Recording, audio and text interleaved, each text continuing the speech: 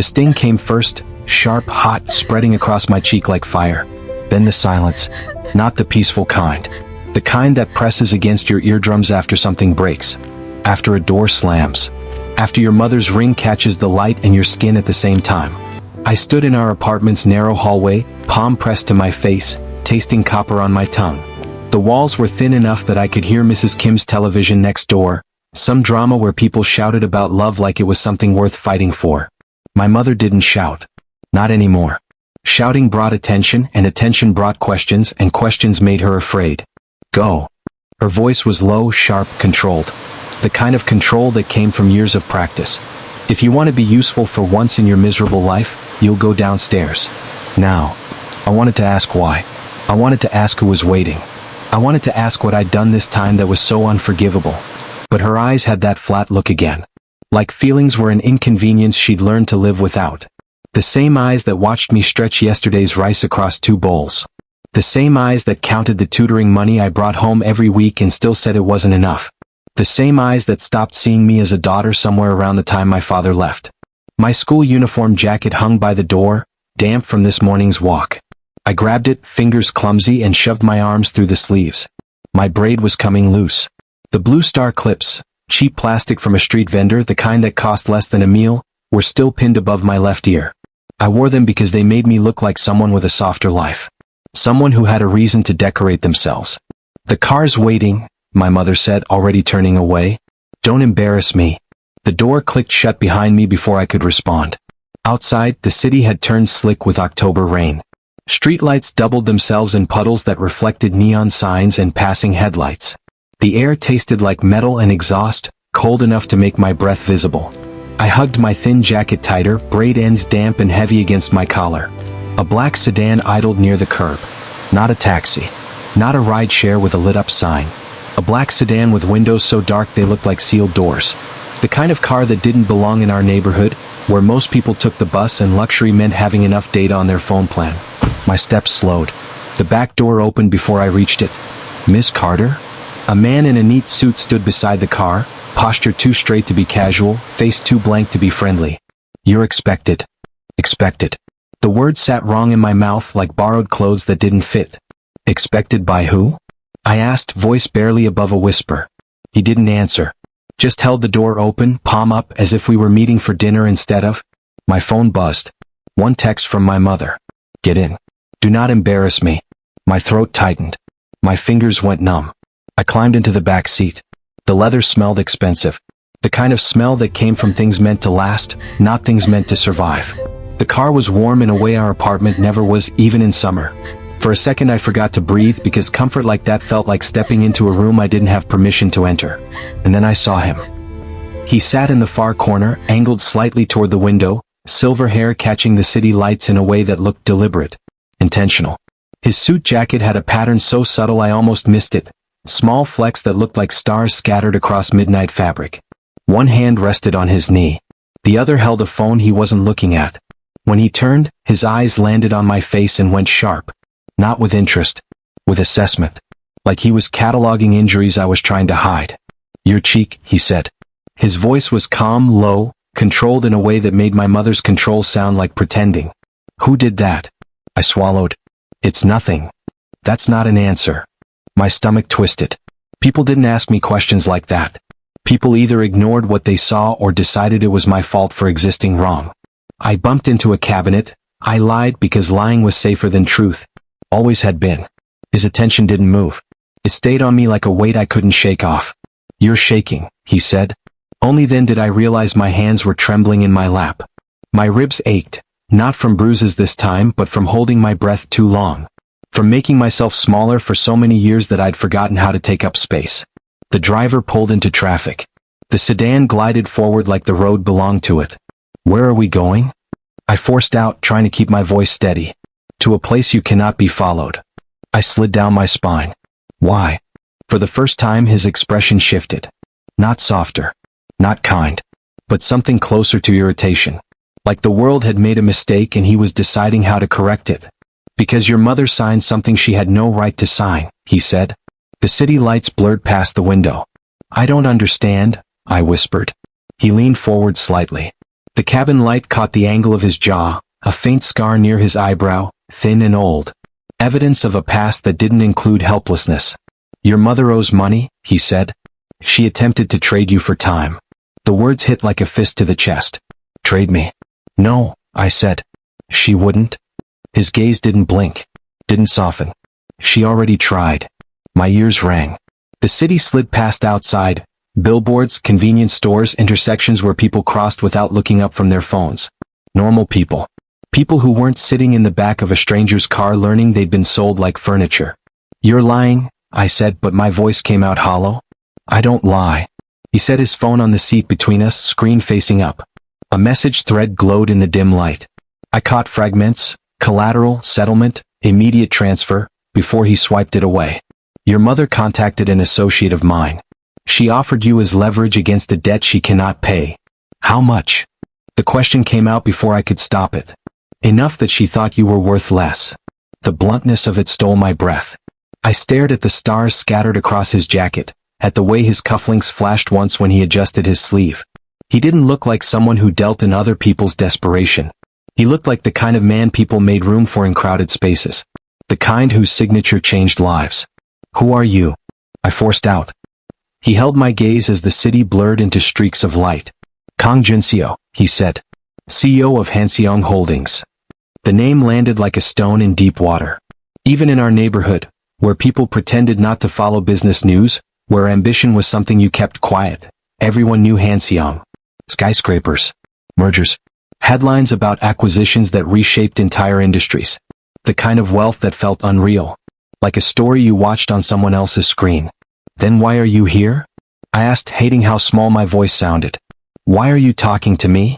Pause. A measured breath. Because someone forwarded me a message that should never have been written, he said, lifting his phone slightly. A request for collateral, with your name attached. Bitterness flooded my mouth.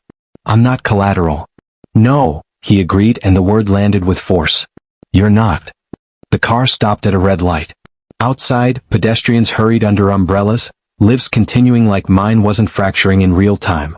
Inside, my world narrowed to the space between his next sentence and my next breath. You have a choice, he continued, voice even. You can return to that apartment tonight and pretend this never happened. Or you can come with me and be unreachable. I stared at him. Unreachable sounds like another word for trapped. His eyes held mine. If I wanted you trapped, we wouldn't be having this conversation. That should have reassured me. It didn't. Power had too many disguises. I'd learned that from my mother, how control could wear the mask of care. How, I'm doing this for you could mean, I'm doing this to you. I tried to think, but fear clogged my thoughts like smoke. My mother's voice echoed in my head. Be useful. Don't embarrass me. I realized with a quiet shock that my entire life had been arranged around her survival. Her moods. Her debts. Her sharp need to blame someone for everything she'd lost when my father walked out. What happens if I say no? I asked. His jaw tightened. Almost imperceptible, but I caught it. Then I settle her debt another way, he said. Another way sounded like a sentence you didn't come back from. My nails dug into my palms. I made myself look at him again. Really look. At the control in his posture. The precision in his words. The way he'd noticed my cheek before he'd even said hello. Why are you offering me anything at all? I asked. You could just pay her and be done. His gaze flicked to the blue star clips in my hair. A strange detail to notice. Then his eyes returned to my face, and for a fraction of a second, his composure fractured. Regret. I don't pay for people, he said quietly. I remove the need for them to be sold. My chest tightened. That sounds noble. It's practical. His tone hardened again. And it's late. The sedan turned off the main road into a private entryway. A gate opened without hesitation, as if the car was recognized by something invisible. A high-rise towered ahead, glass reflecting the rain like a dark mirror. We descended into an underground garage that smelled like clean concrete and silence. No other cars nearby. No footsteps. No voices. Just the echo of the engine cutting off. This is your building? I asked. One of them. A man appeared at the passenger side door, opening it with a silent nod. Another stood by the elevator, eyes scanning corners like danger had a habit of hiding in expensive places. Junseo turned to me, still seated, waiting. Do you have anyone you trust? He asked. The question felt like an insult. Trust was a luxury. Trust was what you lost first when you learned that the person who gave you life could also take everything else away. I shook my head. His expression didn't change, but his voice lowered. Then you trust yourself. That's enough to start. I tried to move, but my body froze. The moment my feet touched the garage floor, the city's cold climbed up my legs. The world felt too wide, too sharp. Junseo's hand came up, not grabbing, not pulling, but hovering near my elbow as if offering balance without taking ownership. Look at me, he said. I forced my eyes to his. You are safe for this moment, he told me, each word deliberate. Focus on the moment. The control in his voice did something strange. It didn't soothe me the way sweet words did. It anchored me, like a line thrown across a rushing river. I stepped forward. Inside the elevator, the lights were soft, recessed, kinder than fluorescent. I caught my reflection in the mirrored panel. A thin girl in a worn uniform jacket, braids slightly frizzed from rain, star clips clinging stubbornly to something I couldn't name. Hope maybe. Or just the refusal to let go of the last thing that felt like mine. My cheek was red. My eyes were glossy with anger I'd never been allowed to show. Junseo watched my reflection too, but he didn't stare at my body. He stared at my face like he was memorizing what harm looked like on me. When the elevator opened, a quiet hallway greeted us. Carpet thick enough to swallow footsteps. Walls painted in soft neutrals that didn't demand anything from you. The apartment door unlocked with a code. 6 beeps. A quiet click. Inside was a living room that looked like a magazine spread. Clean lines, pale furniture, windows that held the city like a framed painting. No clutter. No dishes in the sink. No evidence that anyone actually lived here. I stood at the threshold, dizzy with the unreality of it. You can sit, he said, voice still measured. You can eat. You can sleep. No one enters without permission. I turned to him, words stuck behind my teeth. What do you want from me? His eyes didn't flinch. I want you alive. And out of reach. I didn't know why that sentence made my throat burn.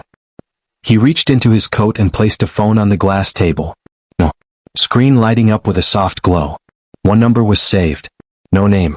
Just a contact labeled K. If you decide you want to leave, you tell me, he said.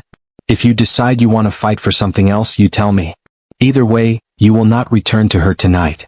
A hard knock slammed against the front door. My blood turned to ice. Another knock. Louder. Angrier. A familiar voice sliced through the hallway, muffled but unmistakable. Open up. I know she's in there. My mother. My knees almost gave out. I backed away from the door without thinking, heart pounding so hard it hurt. My vision tunneled. My breath came too fast. Junseo's gaze lifted. Not surprised. Not alarmed. Only colder. He adjusted his cuffs slowly, methodically, as if preparing for a meeting he'd known was coming. Then he looked at me. Stay behind me, he said, voice quiet but absolute. And listen carefully. The next choice you make will decide what kind of life you have from this point forward. The door handle rattled violently. My mother's voice rose, sharp and venomous. I swear to God, if you don't open this door. And for the first time in my life, someone stood between my mother's rage and my body like it was the most natural thing in the world. Junseo opened the door. Not all the way. Just enough to fill the frame with his body, blocking her view of the apartment. Of me. My mother stood in the hallway, hair disheveled, coat buttoned wrong, eyes wild with something between panic and fury. She looked smaller than I remembered. Thinner. Like anger had been eating her from the inside out for years. Where is she? She demanded, trying to see past him. Not your concern, Junseo said. She's my daughter. She's a legal adult you attempted to use as collateral. His voice was calm. Too calm. The kind of calm that came before destruction. That makes her very much not your concern. My mother's face twisted. You don't know what you're talking about. She's confused. She doesn't understand. I understand perfectly. He pulled out his phone, swiped once and turned the screen toward her. This is the message you sent 3 days ago. This is the debt agreement you signed yesterday. And this, he swiped again, is the transfer request you submitted this morning, listing your daughter as available collateral against a payment plan you have no intention of honoring. The hallway went silent. I watched from behind him, pressed against the wall, hands shaking. I'd never seen my mother speechless before.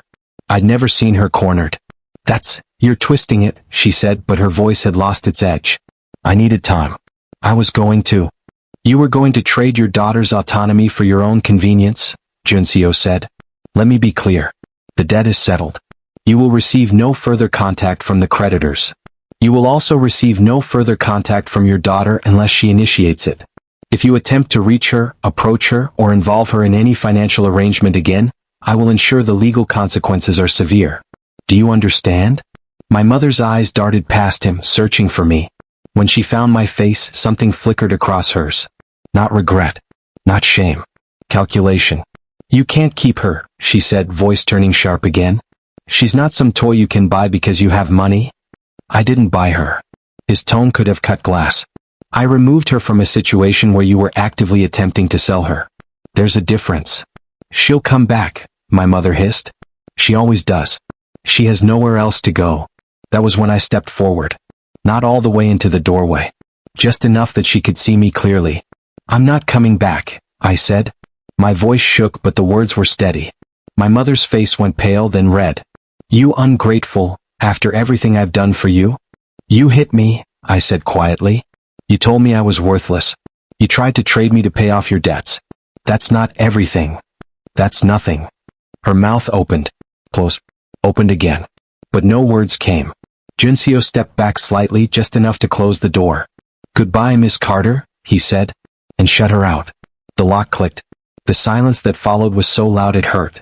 I stared at the closed door, chest heaving, tears burning behind my eyes. My mother's footsteps echoed down the hallway. Fading. Disappearing. Gone. Sit, Juncio said quietly, turning toward me. I couldn't move. Sit, he repeated, firmer this time. Before you fall. My legs gave out. He caught me. I didn't remember him moving me to the couch.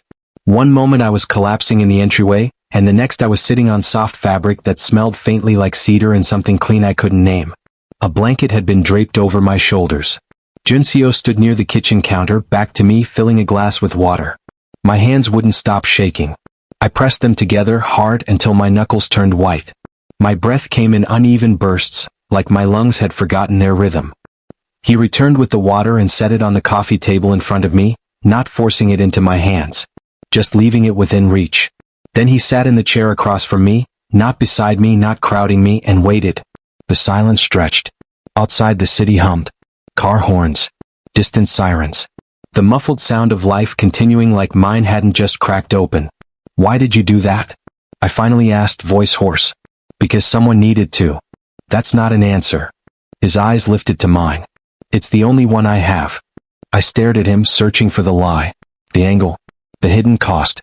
There was always a cost. What do you want from me? I asked again, slower this time. I told you already. You said you want me alive and out of reach. That's not a real answer. Nobody does something like that for nothing. He leaned back slightly, fingers steepled beneath his chin. The city lights through the window cast half his face in shadow.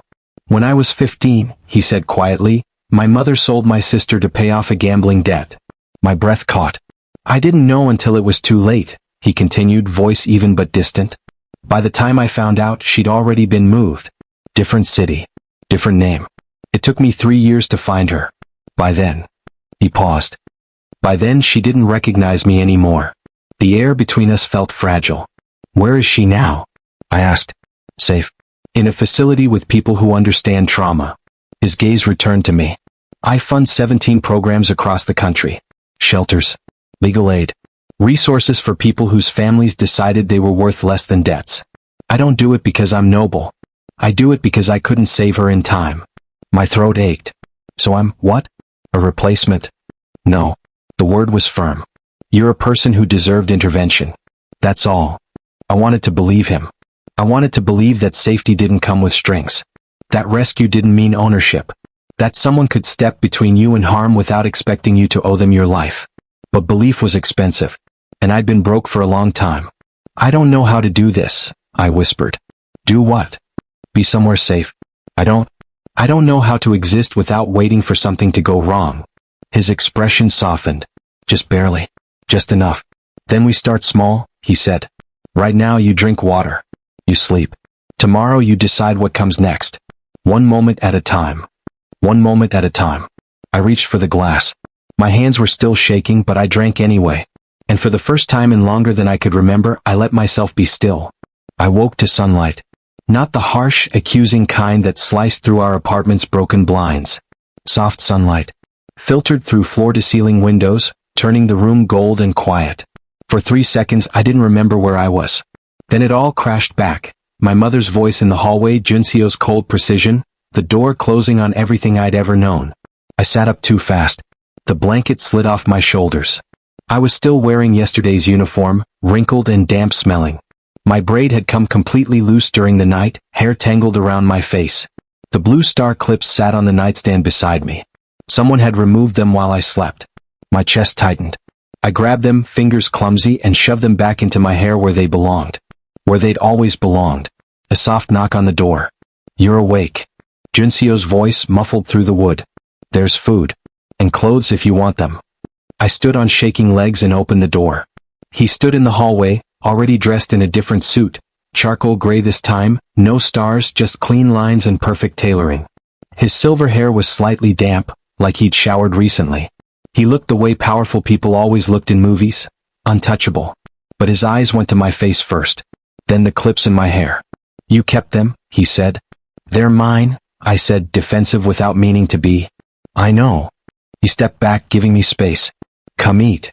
The kitchen table was set with more food than I'd seen in a month. Rice, soup, banchan in small dishes that looked handmade, not store-bought. Steam rose from the soup bowl, carrying the smell of doenjang and green onions. My stomach twisted with hunger so sharp it hurt. "Sit," Junseo said, already moving toward the coffee maker. I sat, picked up the spoon, put it down, picked it up again. "You don't have to be polite," he said without turning around.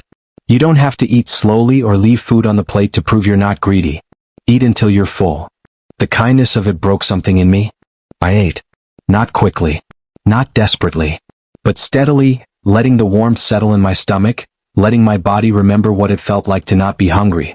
Junseo sat across from me with black coffee and his phone, scrolling through emails like this was normal. Like feeding a stranger's daughter breakfast was something he did every day. "What happens now?"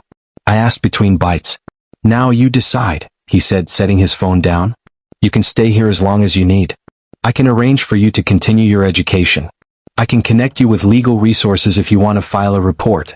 Or," he paused, "you can walk out that door and I won't stop you." I stared at him. "You just let me go? You're not a prisoner. Then what am I?" His gaze held mine. "Someone who deserves a chance to figure that out." The words sat heavy between us. I looked down at my soup, at the way the green onions floated on the surface like little boats. "My mother used to make this," I said quietly. "Before my dad left. Before everything got bad." "Do you miss her?" he asked. "Not the her she became. The her she used to be." I thought about it. Really thought about it. "I miss the idea of her," I finally said. "I miss having a mom. But the person she actually is?" I shook my head. "No. I don't miss her." Junseo's jaw tightened. "That's not a failure on your part." "Feels like one." "It's not." He leaned forward slightly. "You know what I learned when I finally found my sister?" I looked up. "She didn't want to come back to me," he said. "She didn't remember me as the brother who looked for her. She remembered me as the brother who wasn't there when it happened. And she was right. I wasn't." His voice went quiet. "Loving someone doesn't mean you owe them forgiveness. And being related to someone doesn't mean you owe them access to your life." Tears burned behind my eyes. I blinked them back hard. "I don't know how to not feel guilty," I whispered. "You will," he said. "One day at a time." I wanted to believe him. God, I wanted to believe him. My phone, the old one still in my jacket pocket, buzzed. I pulled it out with trembling fingers. 17 missed calls. 43 texts. All from my mother. The most recent one made my blood run cold. "You think you're safe? You think he'll protect you?" "I know people. You'll regret this." I showed Junseo the screen. His expression went arctic. "She's bluffing," he said. "What if she's not?" He took the phone from my hand, held it for a moment, then set it face down on the table. "Then we prepare," he said. "But you don't carry her threats alone anymore." 3 days passed. 3 days of learning how to exist in a space that didn't punish me for breathing. 3 days of sleeping without waiting for my door to slam open. 3 days of eating meals I didn't have to cook, wearing clothes that fit, using a bathroom that didn't have mold creeping up the tiles. Junseo left for work each morning at 7. Returned each evening at 6. In between, I was alone in the apartment with nothing but my thoughts and the city sprawling outside the windows. I should have felt grateful. I should have felt safe. Instead, I felt like I was waiting for the other shoe to drop. On the fourth morning, I made a decision. When Junseo emerged from his room, suit pressed, silver hair swept back, I was already dressed in the clothes he'd bought me. Simple jeans. A sweater that didn't have holes. Shoes that didn't let in rain. I want to go back to school, I said. He paused mid-step, coffee cup halfway to his lips. Explain. I want to finish my education. I want to take the university entrance exams. I swallowed. I want to build something that's mine. Not because of you. Not in spite of my mother. Just mine. He studied me for a long moment. You'll need transcripts, he said. Documentation. A permanent address. I know. And you'll need to be registered under a guardian if you're still 17. My stomach sank. I turn 18 in 2 months. 2 months where your mother could legally claim custody. The thought made my skin crawl. Junseo set his coffee down. I can file for emergency guardianship. Temporary. Just until you're 18. It would require a court appearance. Testimonies. Evidence. Evidence, I repeated. Photos of injuries. Documentation of neglect. Witness statements if you have them. I thought of Mrs. Kim next door. Of the convenience store owner who always let me sit inside when it got too cold. Of the teacher who'd asked once carefully if everything was okay at home. I have them, I said. His expression shifted. Not quite pride. Something quieter. Something that looked like respect. Then we start there, he said. That afternoon a lawyer arrived. A woman in her 40s with kind eyes and a briefcase that looked more expensive than my entire childhood. She sat across from me at the dining table and asked questions in a voice that didn't judge. How long had the abuse been happening? What was the worst incident? Did anyone else know? I answered until my throat went raw. When she left, Junseo found me standing at the window staring at the city below. You did well, he said quietly. I feel like I just betrayed her. You didn't betray her. You told the truth. Same thing, isn't it?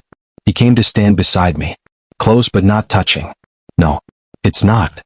My phone, the new one he'd given me, buzzed. Unknown number. I opened the message. Your borrowed time is running out. My hands went cold. Junseo, I whispered. He took the phone. Read the message. His jaw tightened. Pack a bag, he said. We're leaving. We didn't go far. Just across the city to another building Junseo owned. Smaller, older, tucked into a neighborhood where money whispered instead of shouted. The apartment had 2 bedrooms, a kitchen that smelled faintly of pine, and windows that faced a quiet street lined with ginkgo trees. How many places do you own? I asked as he locked the door behind us. Enough, he said. Your mother doesn't know about this one. How do you know she's behind the message? He set his phone on the counter. Because I had someone trace her contacts after she showed up at the last apartment. She's been borrowing phones. Calling people she shouldn't be calling. Desperate people do desperate things. My stomach turned. What kind of people? The kind who don't ask questions when there's money involved. I sank onto the couch, legs suddenly weak. So what do? We wait for her to make a mistake, he said. And then we end this. That's not a plan. It's the only plan we have. I hated how helpless that made me feel. Like I was still just a passenger in my own life, waiting for someone else to decide what happened next. I'm tired of waiting, I said. Junseo turned to look at me. What are you suggesting? I'm suggesting I stop hiding. I stood, pulse racing. I'm suggesting I go to the police myself. File a report. Get a restraining order. Do something instead of sitting here waiting for her to find me. That puts you in danger. I'm already in danger. My voice rose. At least this way, I'm doing something about it. His eyes narrowed. You're not thinking clearly. I'm thinking clearly for the first time in my life. I stepped closer. You said I deserved a chance to figure out who I am. Well, I'm not someone who hides. Not anymore. For a long moment he just stared at me. Then, slowly, something shifted in his expression. Not approval. Not agreement. Recognition. If you do this, he said carefully, you do it knowing she'll escalate. She'll make accusations. She'll try to paint you as the villain. Can you handle that? I thought about my mother's face in the hallway. The calculation in her eyes. The years of being told I was worthless, useless, a burden she never wanted. Yes, I said. I can handle it. He studied me for another beat, then nodded. Tomorrow, he said. We go together. The police station smelled like burnt coffee and old paperwork. I sat across from a detective with tired eyes and a notepad, Junseo beside me, silent but present. The lawyer Junseo hired sat on my other side, ready to intervene if needed. I told my story. Not the sanitized version. Not the version where I made excuses for her. The real version. The hits. The hunger. The years of being told I was the reason she was miserable. The detective listened without interrupting. When I finished, she set her pen down. "This will take time," she said. "Investigations don't happen overnight. But based on what you've told me, we have grounds for a restraining order. Possibly charges, depending on what we find." "How long?" I asked. "Weeks. Maybe longer." My heart sank. Junseo's hand appeared on the table beside mine. Not touching. Just there. A reminder that I wasn't alone. "We'll wait," he said. We left the station just as the sun was setting, painting the sky in shades of orange and pink. I felt hollowed out. Exhausted. But also lighter, somehow. Like I'd finally set down a weight I'd been carrying for years. "You okay?" Junseo asked as we walked to the car. "I don't know," I admitted. "Ask me tomorrow." That's when I saw her. My mother. Standing across the street, half hidden behind a parked car, staring directly at me. Our eyes met. She smiled. And disappeared into the crowd. "She was there," I said, voice shaking as Junseo pulled into traffic. "She was watching us." "I know." His hands tightened on the steering wheel. "I saw her." "Why didn't you?" "Because chasing her would have accomplished nothing." He glanced at me, expression grim. "She wanted you to see her. She wanted you to know she's still out there. Still watching. It's a power play." My chest felt tight. "It's working. Only if you let it." We drove in silence for 10 minutes before my new phone buzzed. Another unknown number. Another message. "You can't hide behind him forever. Eventually you'll be alone. And when you are, I'll be waiting." I showed Junseo. He didn't flinch. Just handed the phone back. "Forward that to the detective. It's evidence." "Evidence of what?" "She didn't sign her name." "She didn't have to. The pattern is enough." I forwarded the message, but it didn't make me feel safer. If anything, it made everything worse. Because now I knew she wasn't going to stop. She wasn't going to disappear just because I'd filed a report. She was going to make this as painful as possible. 2 days later, the restraining order was granted. Temporary. Pending a full hearing. But it was something. The lawyer explained it to me in Junseo's apartment. The new one, the hidden one, over tea I couldn't taste. "She's been officially notified," the lawyer said. "If she comes within 100 meters of you, she'll be arrested. If she contacts you in any way, she'll be arrested. This is legally binding." "And if she ignores it?" I asked. The lawyer's expression softened. "Then we document it and push for criminal charges." I nodded, numb. After she left, I stood at the window watching the ginkgo trees sway in the wind. Junseo appeared beside me, 2 mugs of tea in his hands. He offered me one. I took it. Didn't drink. "You're quiet," he said. "I'm tired." Understandable. I turned to look at him. Really look at him. At the man who'd pulled me out of hell and asked for nothing in return. At the sharp line of his jaw, the silver hair that caught the light, the eyes that saw too much and said too little. "Why are you still here?" I asked. He frowned. "What do you mean?" "I mean you've done enough. More than enough. The restraining order is filed. I have a place to stay. I have a lawyer. You could walk away right now and you'd still be the person who saved my life." I paused. "So why are you still here?" He was quiet for a long moment. "Because you shouldn't have to do this alone," he finally said. "That's not an answer." His jaw tightened. "It's the only one I have." I set my tea down. Turned to face him fully. "Do you do this for everyone? Pull them out of bad situations and just stay?" "No." "Then why me?" His eyes met mine. And for the first time since I'd met him, I saw something unguarded in his expression. Something raw. "Because when I look at you," he said quietly, "I see my sister. I see the person I couldn't save. And I know it's not fair to you, I know you're not her, but I can't walk away. Not yet." The honesty of it stole my breath. "I'm not your second chance," I said, but my voice was soft. Not angry. Just sad. "I know." He looked away. "I'm sorry." "Don't be." I reached out, hesitated, then let my hand rest on his arm. "I'm not your sister. But I'm also not sorry you're here." He looked down at my hand. Then back at my face. "Neither am I," he said. My phone buzzed. We both froze. I pulled it out with shaking hands. "Restraining order?" Really? You think a piece of paper will stop me? Then, 3 seconds later. See you soon, sweetheart. Junseo's expression went ice cold. We're leaving, he said. Now. Where? Somewhere she'll never think to look. The safe house was 2 hours outside the city. A small cabin tucked into the mountains, surrounded by pine trees and silence. No neighbors. No traffic. Just the sound of wind through branches and the occasional bird call. Junseo unlocked the door and stepped inside first, checking corners like he expected danger to be waiting. I followed, exhausted down to my bones. The cabin was simple. 1 bedroom. A small kitchen. A fireplace that looked like it actually worked. Windows that faced the forest, letting in soft, dappled light. How long do we stay here? I asked. As long as it takes. For what? He turned to face me. For the police to locate her.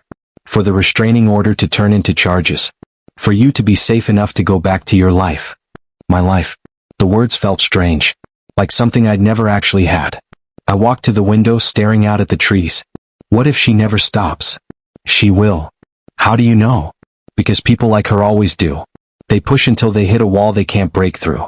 And then they move on to easier targets. His voice softened. You're not an easy target anymore. I wanted to believe him. I wanted to believe that filing a report and getting a restraining order and running to a cabin in the woods was enough to make her stop. But I'd lived with her for 17 years. I knew how she thought. How she operated.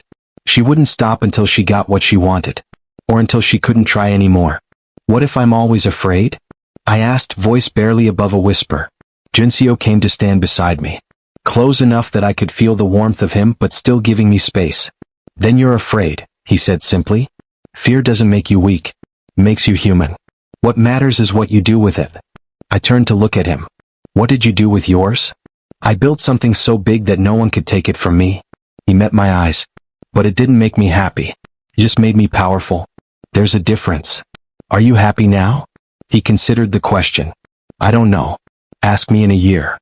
A small, broken laugh escaped me. A year. That feels impossible. So did yesterday. And yet here you are. He was right. I'd survived yesterday. And the day before. And the day before that. I'd survived 17 years of her. I could survive this too. My phone buzzed one last time.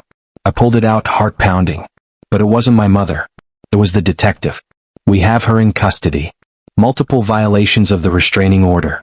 Charges being filed. You're safe. The words blurred as tears filled my eyes. Junseo, I whispered, holding out the phone. He read the message. And for the first time since I'd met him, he smiled. Not a polite smile. Not a controlled smile. A real one. It's over, he said quietly. I didn't realize I was crying until he pulled me into his arms. I didn't realize how much I'd been holding until I finally let go. 3 months later, I walked into my first university class. The campus was huge, overwhelming, full of people who looked like they belonged there. I still didn't feel like one of them. But I was working on it. Junseo had offered to drive me. I'd declined. I needed to do this part alone. But when I got home that evening, home to the small apartment I was renting with money from a part-time job and a scholarship Junseo had helped me apply for, there was a package waiting at my door. No note. Just a small box. Inside were 2 things. A new pair of Blue Star clips. Real ones this time. Metal and enamel, delicate and expensive. And a single card with 1 sentence in Junseo's precise handwriting. You were always worth more than stars made of plastic. I put them in my hair. And for the first time in my life, I looked in the mirror and saw someone who deserved them. Someone who was no longer waiting for permission to exist. Someone who was finally free.